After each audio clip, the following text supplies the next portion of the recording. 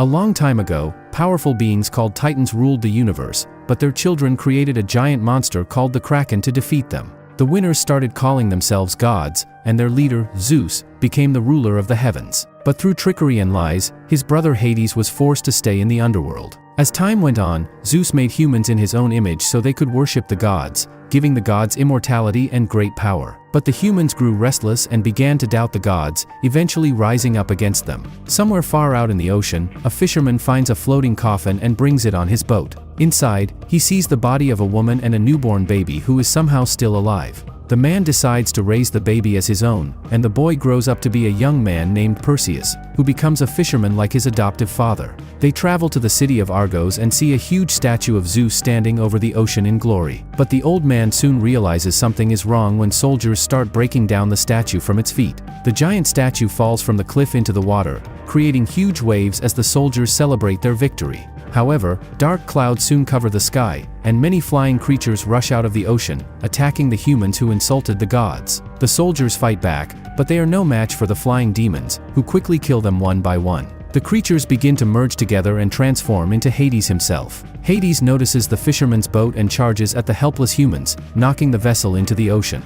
Luckily, Perseus manages to escape, but his family is trapped inside the sinking boat. He swims desperately toward his father but can't save anyone as he watches them drown helplessly. With no other choice, Perseus swims to the surface and clings to a piece of wreckage, crying for his family's death. At the same time, Zeus realizes that humans are defying the gods and becomes furious with them for betraying him. Hades arrives in Olympus and tries to convince Zeus to take revenge on humanity by punishing the people of Argos. Apollo advises against this because they need the humans' prayers to stay immortal, but Zeus agrees with his brother's plan, believing that humanity needs fear to remember the gods' love. Meanwhile, Perseus is rescued from the ocean by Argos soldiers and taken into the city. The soldiers arrive at the palace with Perseus and tell King Cepheus that their mission against the gods was successful, even with heavy losses. The people cheer for their king as Cepheus assures everyone that a new era is coming where the gods will no longer control the destiny of men. The king's daughter, Andromeda, warns them about their pride, saying there will be serious consequences for angering the gods, but her mother laughs, believing that they are the gods now. Suddenly, the lights in the palace start to dim, and a black smoke forms in the center of the room. The mysterious cloud pulls the soldiers towards it, lifting them into the air and consuming them one by one, while Perseus somehow manages to stay on the ground. The giant cloud reveals itself to be Hades, who is intrigued by Perseus's ability to resist his power.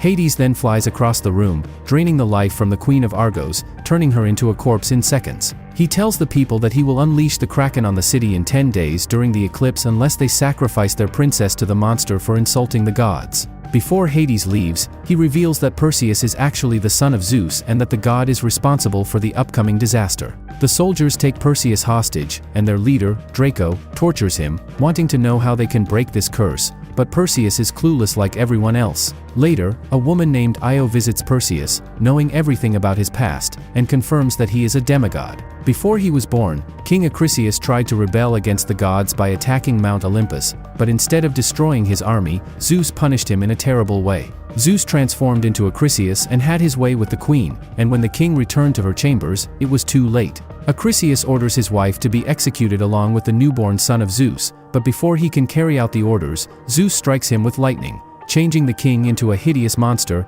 ensuring he suffers forever. Io tells Perseus that his powers as a demigod make him perfect to slay the Kraken, and if the monster dies, Hades will also be weakened since the creature is made from Hades' body. Perseus, wanting revenge on his family's killer, decides to join the soldiers led by Draco. They plan to find the Stygian witches, who know everything, to learn how to kill the Kraken. Meanwhile, Hades visits Acrisius, who now lives in the sewers of the city as an outcast. Hades tells him that Zeus' son has survived all these years and offers Acrisius the chance for revenge. Hades gives him great power by corrupting his body, promising to destroy Zeus if Acrisius kills his son. Back in the forest, Perseus and the soldiers find a glowing aura calling to him. It turns out that Zeus has gifted him a magical weapon made from the heavens. Perseus is amazed by the glowing sword but refuses to accept anything from the gods, as they are the ones who caused his family's deaths. Soon, Perseus finds another amazing sight, many winged horses. But before he can admire them, a huge black-winged horse lands behind him, causing him to fall in fear as Io appears and explains that the horse's name is Pegasus, a magical creature sent by the gods to help him defeat the Kraken.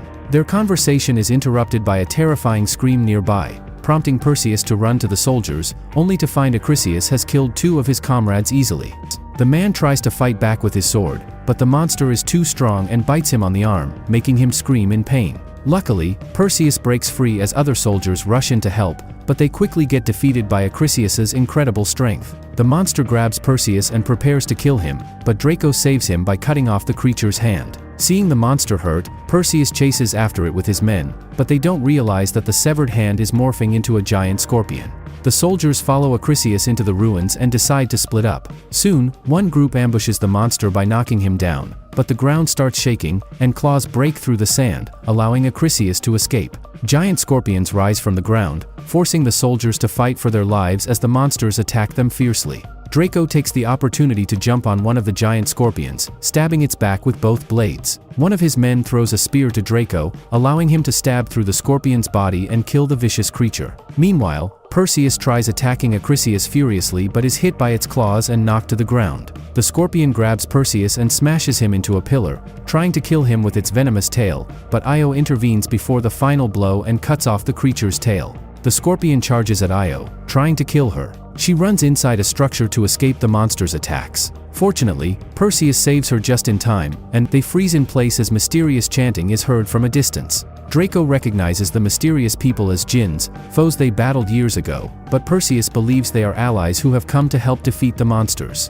The jinns quickly control the giant scorpions, turning them into their transportation. Although unsure at first, the soldiers decide to trust the jinns to make their journey before the eclipse happens. Using the scorpions, the group travels quickly across the land and finally arrives at the Garden of Stygia, home of the dangerous witches. The group climbs to the mountain peak as night falls and walks carefully to the center. Soon, 3 hideous creatures without eyes appear before them, and the witches know exactly what the soldiers seek. The monsters demand payment for their knowledge and attack the soldiers, but Perseus steals their lone eye and threatens to destroy it unless they tell him how to kill the Kraken. Without any other options, the witches tell Perseus that only Medusa can kill the giant beast because her gaze turns flesh into stone. Satisfied with the response, Perseus tosses the eye away and plans to leave, but the witches maniacally tell him that he will die on this journey, no matter what he does. After hearing this unpleasant prophecy, many choose to abandon the mission, leaving only the soldiers and the Jinn leader, who wants revenge on the gods for banishing his people. As they descend the mountain, Perseus encounters a mysterious man coming up behind him. It turns out to be Zeus. The god tells Perseus that he will not defeat the Kraken or take revenge on Hades, as the witch's prophecy has confirmed. Zeus offers to protect his son so Perseus can live in heaven with the other gods, but Perseus refuses, wanting to live and die as a man. Not wanting his son to fail, Zeus gives Perseus a gold coin to travel safely to Medusa's lair, as it requires significant payment. After traveling across the land, the group arrives at a giant hole in the ground where a ghostly river covered in fog lies before them. Perseus takes out the gold coin given to him by Zeus, and the Jinn throws the coin into the water while chanting a spell to bribe the ferryman to take them to the underworld. Soon, many dead souls rise from the water and pull a large boat to the group, and the sinister boatman welcomes them aboard. They travel across the haunted river filled with melted rocks, eventually reaching their destination. The soldiers continue to a rocky field and reach the entrance to Medusa's lair, where only men can enter, leaving Io behind to wait for their return. The warriors enter the cave covered with lava, where countless statues of men are frozen, all victims of Medusa's power. They begin to hear a woman's maniacal laughter nearby, realizing that the monster is close. Suddenly, arrows fly toward the soldiers, knocking them into the lava below, as Perseus tries to hold on while saving the Jinn. Draco tells the men to quickly chase Medusa to flank her while Perseus throws the Jinn onto the ground, saving both of them.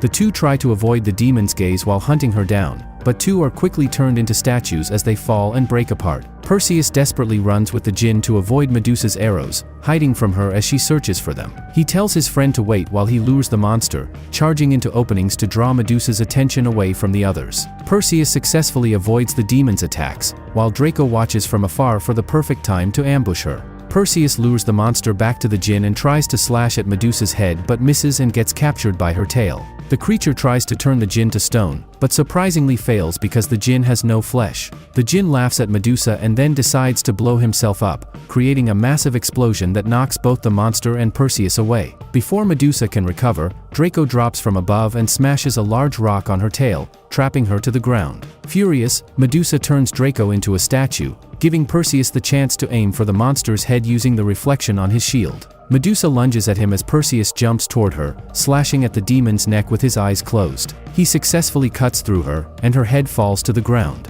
Perseus escapes as the only survivor, carrying Medusa's head, but then he sees Io has been stabbed in the back by Acrisius and thrown against the wall like a ragdoll. Perseus charges at the killer to avenge his friend but quickly gets overpowered and knocked down. He fights back fiercely, stabbing Acrisius in the leg, but he is still no match for the monster's strength, getting punched away easily. Seeing his friend on the ground about to die, Perseus decides to use the weapon of the gods. He leaps into the air and strikes Acrisius, turning the battle in his favor and forcing the monster backwards. Acrisius quickly becomes overwhelmed by Perseus's attacks and is eventually stabbed in the stomach, turning back into a human as he falls into the abyss. Perseus rushes to Io, trying to save her before she dies, but she tells him to stop the Kraken and save the people of Argos before the eclipse. Io assures him that everything will be okay before disappearing into dust. Before Perseus can grieve her death, he sees Pegasus flying toward him. The horse offers him a way back to Argos before the city is destroyed. With the eclipse approaching, the ocean begins to open, releasing giant tentacles that rush towards the city,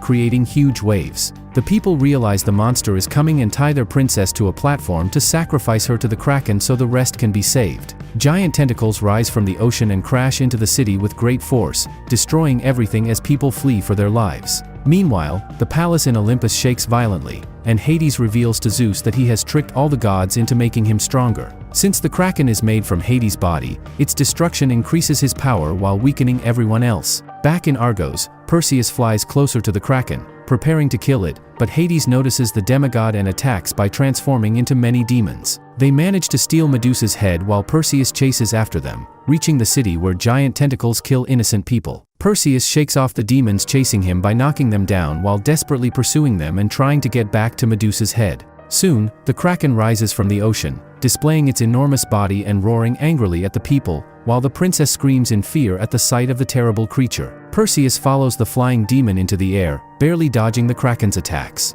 He jumps off Pegasus and grabs onto the creature, sending both crashing into the buildings and landing behind the princess. The Kraken gets closer to the princess, preparing to swallow her, but Perseus takes out Medusa's head and runs at the monster. He offers Medusa's gaze to the Kraken, slowly turning it to stone as it screams in pain. The creature roars as its body freezes, causing one of its enormous arms to crush buildings, killing everyone underneath. Andromeda falls into the ocean while the Kraken crumbles to pieces. Hades confronts Perseus, wishing to avenge his monster, but Perseus calls down lightning from the sky and throws it at Hades, sending him back into the underworld. Perseus jumps into the water and swims quickly to the princess, grabbing her hand to save her from drowning, and they manage to reach the beach safely. Andromeda offers Perseus the chance to be her husband for saving her life, but he declines, not wanting to be a king. After returning the princess to Argos, Perseus receives a visit from Zeus. The god rewards his son for saving the heavens by bringing Io back to life, allowing him to be with the woman he loves. So, what do you guys think about this movie? Let me know in the comments below. If you liked my video, please hit like and subscribe for more.